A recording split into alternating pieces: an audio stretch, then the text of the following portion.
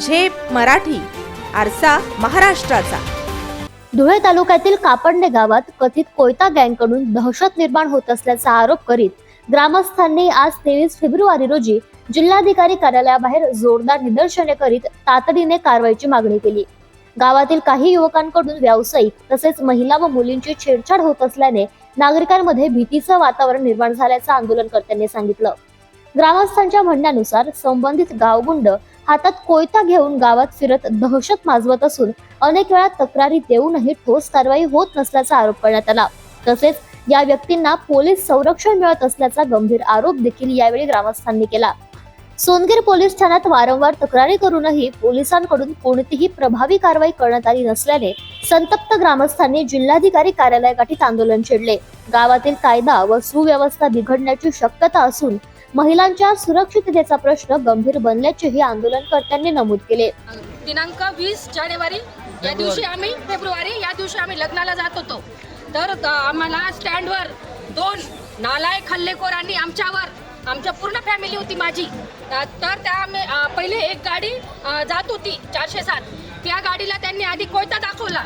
त्याच्यानंतर आमची गाडी मागून येत होती, तर आमच्या जवळ आले व त्यांनी आम्हालाही कोयता दाखवला आणि त्यांनी पूर्ण आमच्या गाडीवर हल्ला केला। त्या गाडीत मी, माझी सासू, माझे आई वडील व माझे मिस्टर होते। त्यांनी पूर्ण आमच्या गाडीला पूर्ण घेरून घेतलेले होते।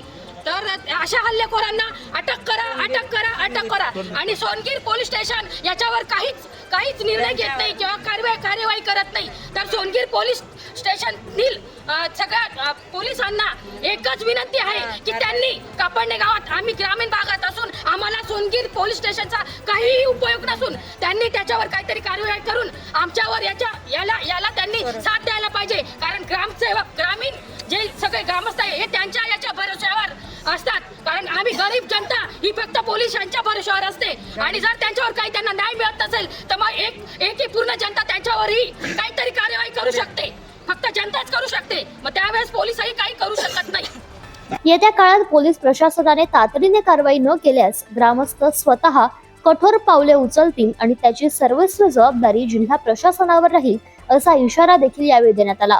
या आंदोलनात कापडणे गावातील नागरिक मोठ्या संख्येने उपस्थित झाले होते। अशाच वेगळ्या आणि ताज्या बातम्यांसाठी पाहत रहा झेप मराठी, आरसा महाराष्ट्राचा। संपादक प्राध्यापक अनिल चव्हाण, धुळे।